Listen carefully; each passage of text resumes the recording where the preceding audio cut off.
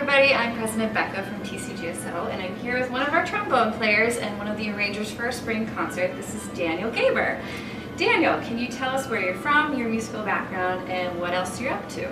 Yeah, so I'm born and raised in Minnesota. I've never lived outside of Minnesota, so kind of just a Minnesota-born, you know. Yeah, absolutely. And then even in college, I went to St. Cloud State University, so even in college, I stayed here in Minnesota as well. And then some other stuff I'm up to. Well, I'm actually a math teacher. I do have some music background. I was in choir and band ever since second grade for choir and fifth grade for band. So I just do some teaching I do teaching as well. But this is more of a really fun hobby of mine, so I love it and I'll never give it up. So. Yeah. So our concert theme is sequels, and you arranged Inner Light from Destiny 2. How did you choose which song from that game to arrange? Yeah, so I should first say that I've actually not played Destiny 2, but a friend of mine went to the last concert and he saw that the theme was sequels, and he asked if I could recommend doing Destiny 2. So I was like, okay, I could probably try to figure something out about that. Mm-hmm. And then I realized, why not try making it myself? So that's the reason why I wanted to do Destiny 2. And the reason why I chose Inner Light was because that's basically the main theme of Destiny 2. The game has some expansions that, like DLC, and those have their own different themes, but Inner Light is, I would say, the overall main theme of Destiny 2. Okay. Did you try to match the song like a transcription, or kind of put your own spin on it? Pretty much my own transcription. The song was already made for orchestra, so I felt it would be kind of weird if I kind of threw things or changed things around. Yeah. So I figured try to keep as true to the original. Of course, the original didn't have woodwind instruments, so I threw those in wherever I could make it. And I think it sounds really nice. So I'm proud of what I came up with. Great. Yeah. We have an unconventional orchestra. So what was it like arranging music for our group? Well, those extra things. Yeah. So of course, it's trying to figure out how to balance the sound the best. Trying to figure out, like, where should I put flutes, where should I put saxophones, where should I put saxophones, especially because saxophones aren't in a traditional orchestra. Yeah. They kind of omit those. Yeah. But the original also had a choir, so I was actually able to throw in the saxophones into the choir parts, and that I think actually worked really well. Same for the piccolo part as well. I kind of overlaid that onto the sopranos. I didn't know that. Yeah. Have you had experience writing for an orchestra before? No. This is the first song that I've ever had performed, and one of the first orchestra songs I've ever made. Oh my gosh. When I was in college, I did write marching band music, but that, of course, is just band instruments. I've never worked with strings before. So I think that was the most difficult part, was trying to get the strings, because I know strings have a lot of intricacies like bowings and stuff, and trying to figure out what is possible and what, like figuring out how should I put this so that it makes it easiest for the player, things like that. What were some of the challenges you faced when you wrote this? Yeah, so like I was saying before, trying to fit in all the parts to where they should go to make it blend well. I think that's the most difficult. I actually thought doing the transcribing, like getting all the notes down where they go, would be the hardest.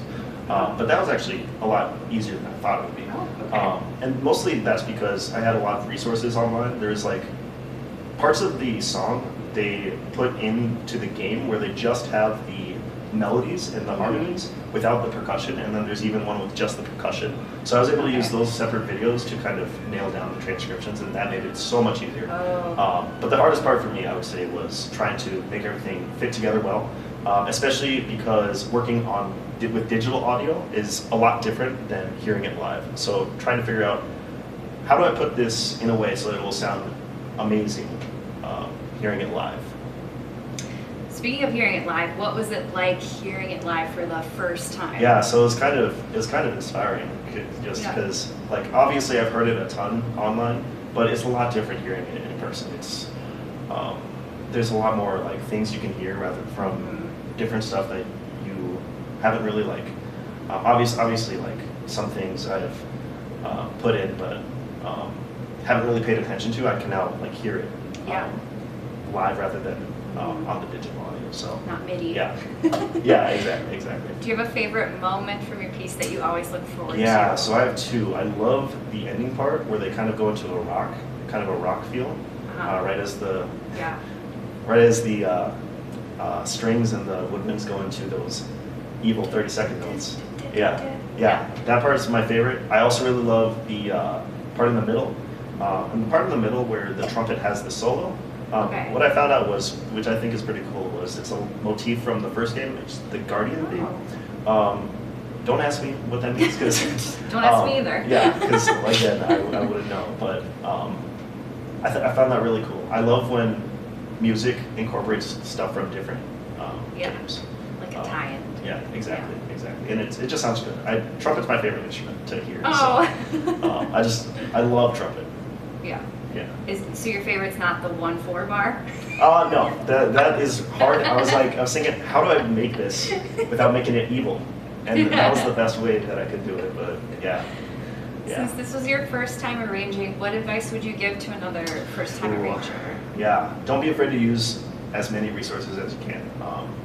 There's a lot of people who make their own like transcriptions, like piano versions of the song on MuseScore and other websites. I would say use as many resources as you can, and don't feel bad about using those resources, because it's a lot. It'll be a lot easier and a lot less time consuming if you kind of use the resources that are already made, and then you can spend all that other time that you now have on fitting it all together to make it sound really nice. So that's my biggest advice. So Daniel, the people want to know, why did you pick that key?